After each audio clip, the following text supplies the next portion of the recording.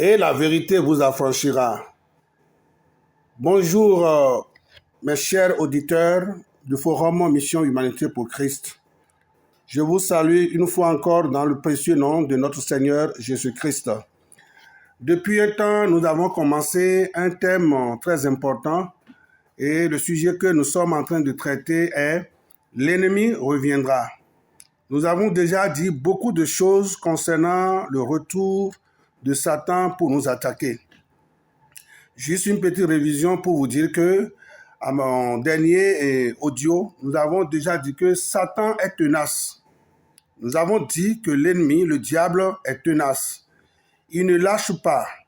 Il ne se donne pas du repos tant qu'il n'a pas terrassé quelqu'un qu'il est en train de chercher. Il ne se donne pas du repos tant qu'il ne fait pas tomber quelqu'un qu'il poursuit de le tenter, de le faire chuter. Il est tenace et nous avons déjà dit que Satan a défié Dieu en cherchant à le supplanter, en cherchant à supplanter le trône de Dieu.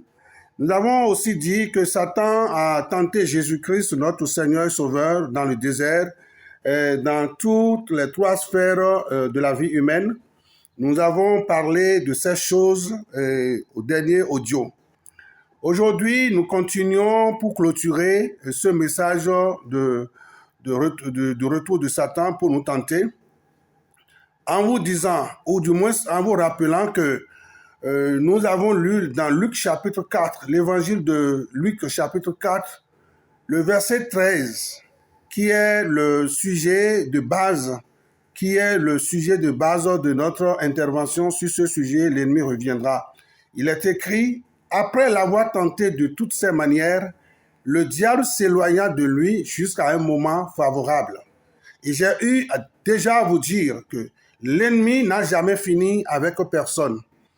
Satan n'a jamais fini avec l'Église. Le diable n'a jamais fini avec les familles, avec les foyers. Il n'a jamais fini avec les nations. Il tient toujours à attaquer quelqu'un. Il tient toujours à déstabiliser une église. Il tient toujours à détruire une famille. Il tient toujours à séparer les mariés. Il fait tout pour disperser les enfants d'une famille, pour mettre de la pagaille dans leurs pensées, pour se monter contre leurs parents. Il fait tous ces jeux, l'ennemi, le diable. Il attaque chaque nation et tant qu'il n'a pas détruit une nation, il ne se donne jamais du repos. Le diable est l'auteur des tentations qui ne cesse de nous guetter, qui ne cesse de nous ralentir dans notre foi chrétienne. Et nous devons faire beaucoup attention de veiller aussi à ce que, même si nous avons surmonté un combat, nous avons vaincu l'ennemi sur un champ de bataille, il va revenir pour nous attaquer d'une manière ou d'une autre. Nous avons pris l'exemple de Jésus-Christ, qui est notre Seigneur, qui fut poussé par l'Esprit de Dieu dans le désert pour être tenté par Satan le diable. Et quand il a fini de tenter Jésus 3 fois, il n'a pas gagné. Alors la parole de Dieu nous dit que l'ennemi s'éloigna de Jésus jusqu'à un moment favorable. Nous avons déjà dit que le moment favorable veut dire que Satan n'a pas encore fini avec Jésus. Et cette fois-ci, pour finir avec notre sujet sur l'ennemi reviendra, pour terminer cet enseignement, nous allons voir quelques passages où il est revenu à Jésus. D'abord, il a tenté Jésus dans le désert. Il a voulu faire chuter, succomber Jésus pour désobéir à son Dieu, pour rater à sa mission, pour ne pas le laisser aller à la croix pour pouvoir faire l'œuvre de la rédemption. Et il a échoué dans le désert. Maintenant, il va revenir à Jésus d'une manière ou d'une autre. C'est ça que j'aimerais partager avec vous. Pour vous montrer que, étant donné que nous sommes devenus chrétiens, toute notre vie sur terre est une vie de combat. L'ennemi va chercher tout le temps à nous tenter. Il va chercher tout le temps à nous renverser. Il va chercher tout le temps à ce que nous abandonnions notre foi en Christ. Il va tout faire pour refroidir notre zèle, notre feu, le feu qui est en nous. Il va tout faire pour éteindre ce feu en nous, pour ne plus évangéliser, pour ne plus demeurer un pasteur, un évangéliste zélé pour le Seigneur. Il met tout en branle afin de pouvoir nous faire chuter. C'est à nous de veiller et de nous préparer et de rester sur le qui-vive à tout moment qui revient, qui nous voit toujours dans la puissance de Dieu. Pour les cas de Jésus où il est revenu, je vais vous citer quelques-uns et je vais clôturer ce message. L'ennemi reviendra. Le premier cas que nous pouvons constater dans l'évangile de Luc, chapitre 22. Nous allons lire l'évangile de Jean, chapitre 22, les versets 31 et 32. Là, vous allez voir combien l'ennemi est méchant, combien le diable est tenace et il ne veut pas lâcher. Il a tenté la personne de Jésus et ça n'a pas marché pour lui. Mais il s'est éloigné pour un temps pour revenir toujours à Jésus. Et cette fois-ci, il va attaquer Jésus, mais d'une autre manière, toujours pour faire du mal à Jésus. Il faut comprendre cela. Cette fois-ci, ce n'est pas directement la personne de Jésus, mais il va chercher à attaquer ses disciples pour les disperser.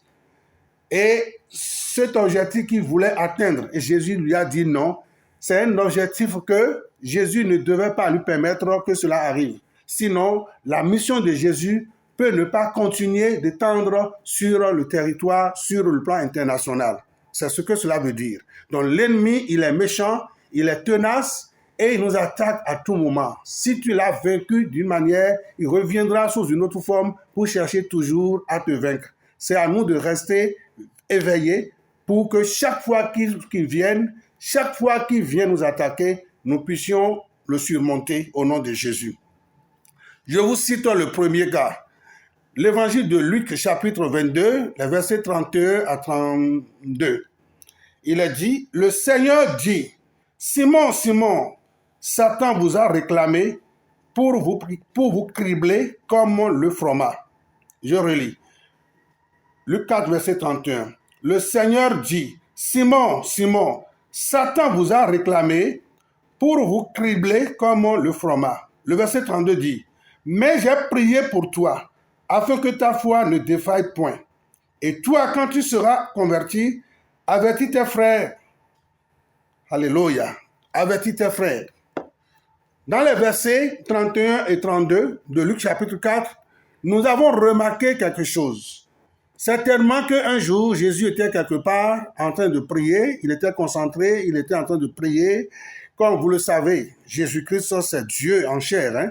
Donc, l'ennemi s'est approché cette fois-ci de lui. Il s'est approché cette fois-ci de lui pour lui parler, pour réclamer quelque chose qui est important pour Jésus-Christ lui-même.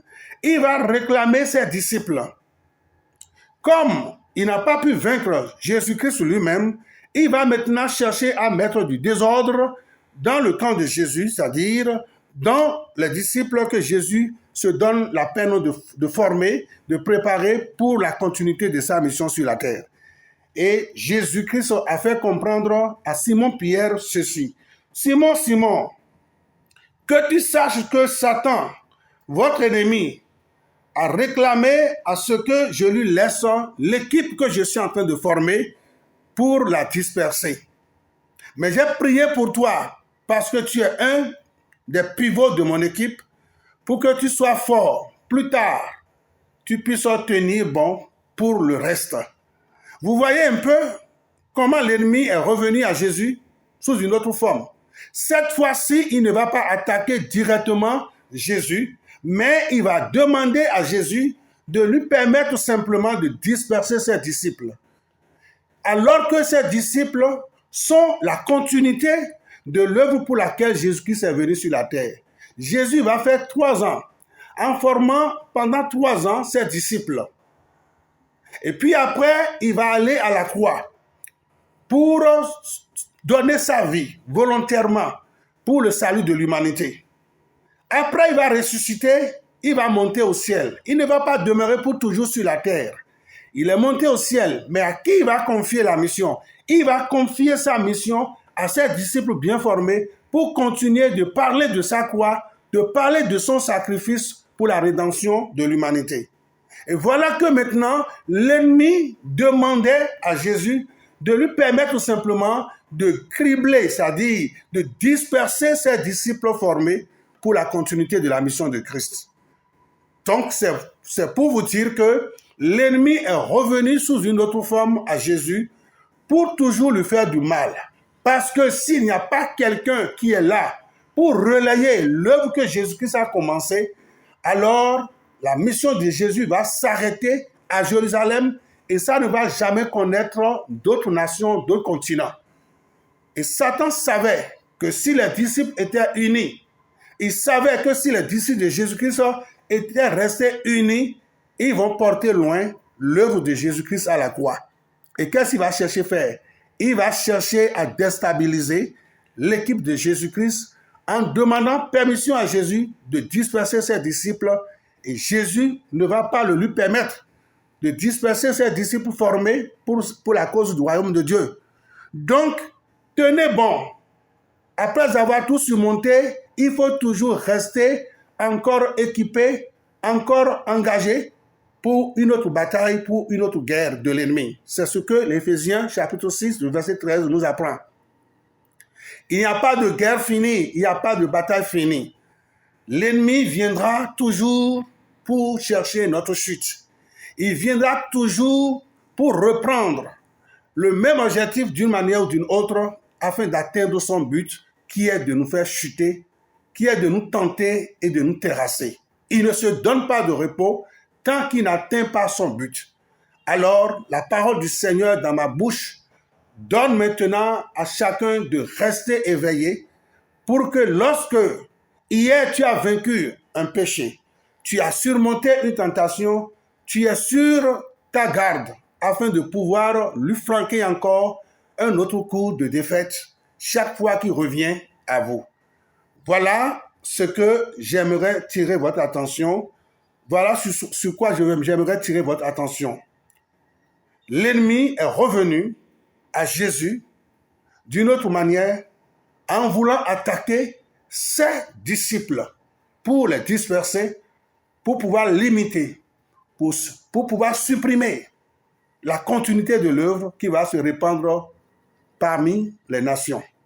Et Jésus lui a dit, je ne te permets pas, cela n'arrivera pas, jamais, jamais, jamais. Je ne vais pas te laisser faire pour disperser mes disciples, parce que j'ai un plan pour leur vie. Après mon départ, c'est eux qui doivent continuer l'œuvre que je suis venu accomplir sur la croix. L'ennemi est méchant, il est tenace. Il est revenu certainement à un temps favorable pour demander à Jésus de laisser disperser ses disciples, ce qui n'a pas été fait. C'est vrai qu'il a tenté, à un moment donné, si vous lisez bien dans l'évangile de Jean, il a tenté de disperser, mais ça n'a pas marché, puisque Jésus l'a déjà vaincu, a refusé sa demande, de satisfaire sa demande qu'il lui avait faite entre-temps. Alors l'équipe va se retrouver ensemble pour propager l'évangile de Jésus à partir de Jérusalem, à la Judée, Samarie, jusqu'aux extrémités de la terre, comme nous sommes en train de voir aujourd'hui partout dans le monde, la bonne nouvelle est prêchée. Satan, le diable, il revient toujours pour chercher à nous terrasser. Mais au nom de Jésus, nous sommes déclarés plus que vainqueurs par la parole du Seigneur. Nous sommes plus que vainqueurs. Il ne pourra rien nous faire. Tenez bon. Soyez bénis.